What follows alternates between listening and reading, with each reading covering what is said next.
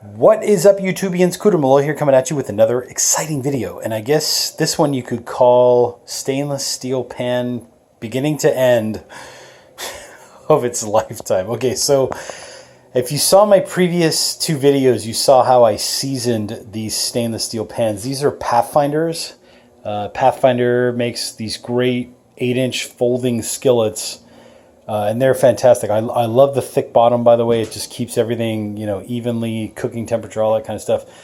But the main question was you really don't, this is a non-stick small 8-inch skillet, but you really don't want to use any pan that has a coating on it when you're cooking outdoors, let's say over coals or fires or even on a barbecue, because what's going to happen is that coating over time is going to peel and flake off, and that's the last thing you want, especially when you're cooking over direct, like a direct campfire, coals, you name it.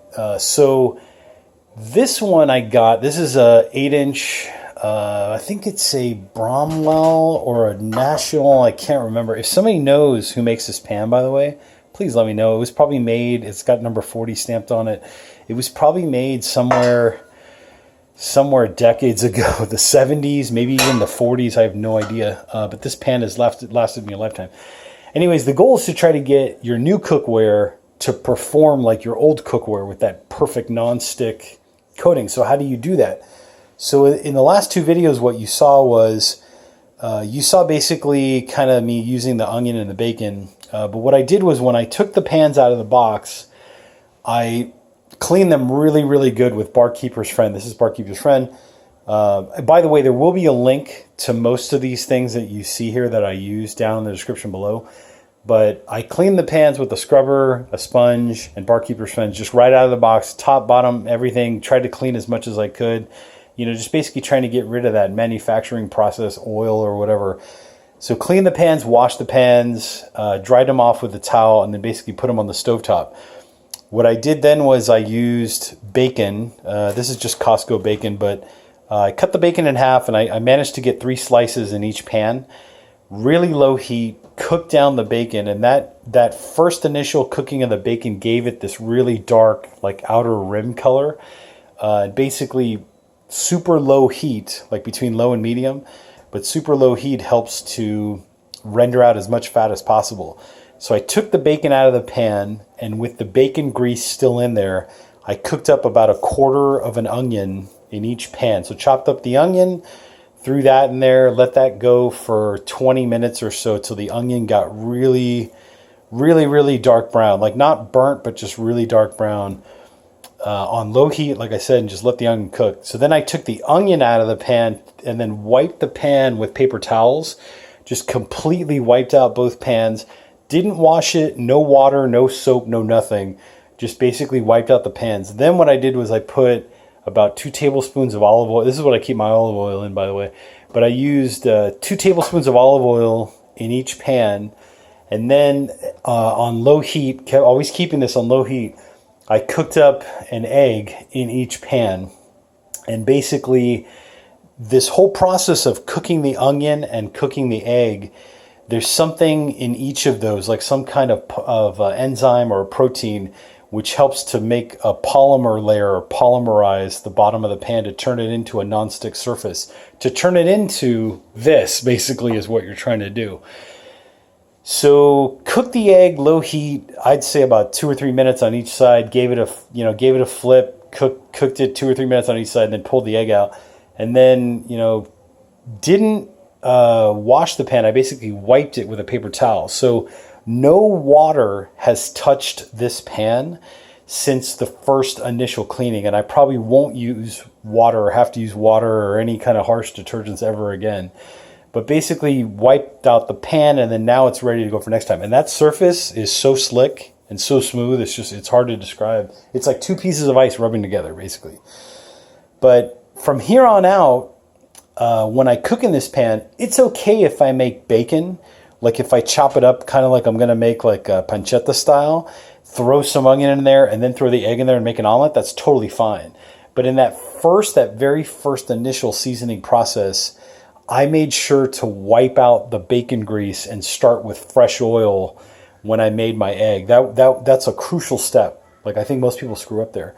But like I said, from this point on, cooking in these pans, I can use olive oil, I can use Crisco, I can use whatever, to basically use the oil to cook, or butter. You could just use butter to cook in or whatever. That's totally fine. Totally fine. Absolutely fine. Something that I won't do is use corn oil. Corn oil is kind of like your enemy. What corn oil does is there's something in the corn oil that makes the pans sticky.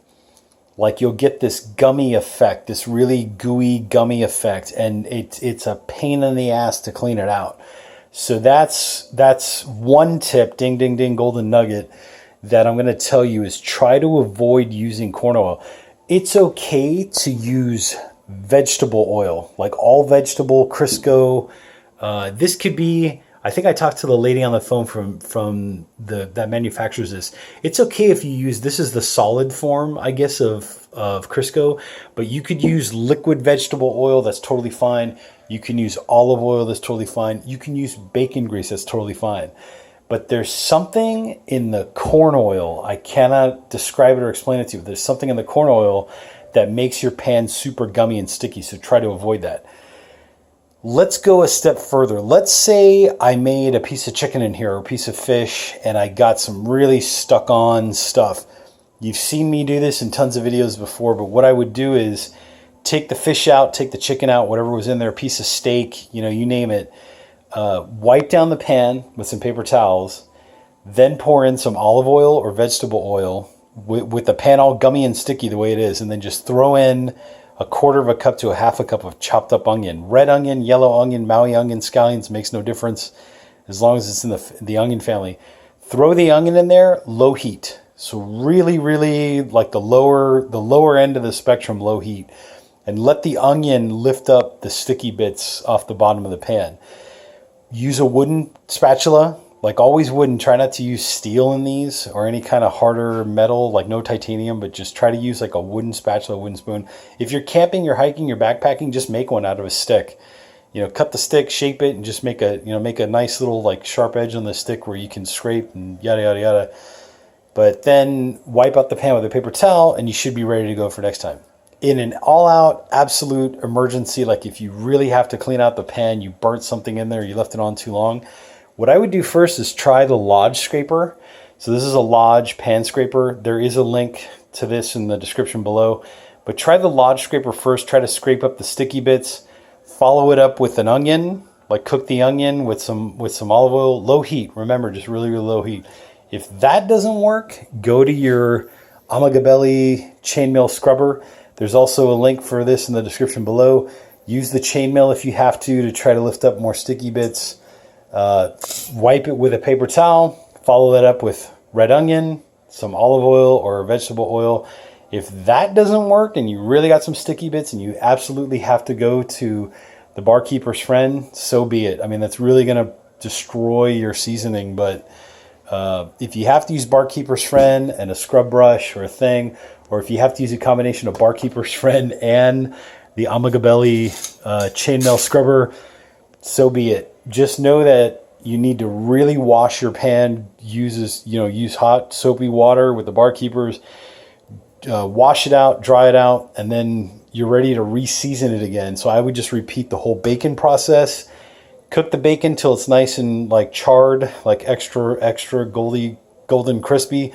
Take the bacon out, put the red onion in. Red onion, let that cook down for 20 or 30 minutes or so. Low heat, always low heat. Take the onion out, wipe out the pan with a paper towel. Go ahead and do your egg. You may get scrambled eggs at that point, which is totally fine. Just move your egg around. The more you move the egg around in there, the more contact the egg has with the surface, the more non-stick it will be afterwards. After you take your egg out, wipe it with a paper towel. You could always give it a wipe with some olive oil or vegetable oil, and you're good to go. So there you go, guys. Beginning to end of the process. Wash, season, use, wipe with the paper towel, ready to go for next time. Hopefully, these stainless steel pans will last me a lifetime. I know that these pans are as non-sticky as a non-stick pan, even more non-sticky than that pan. It's safer. I believe that I'm not getting any kind of bad stuff that's peeling or flaking off of the nonstick pan. And hopefully over time, these stainless steel pans will become as gorgeous as my 8-inch, whatever this is. I think it's, like I said, I think it's a national. I'm not sure. If anybody wants to comment below and tell me exactly what this is. It's got the number 40 stamped on it, as you can see right there. And it's got this like chevron. I don't even know what that's called. It's got this thing right there. But this pan is gorgeous. There goes my phone, Cooter Malloy. Links to some of these products are down below in the description. And I will catch you guys in the next.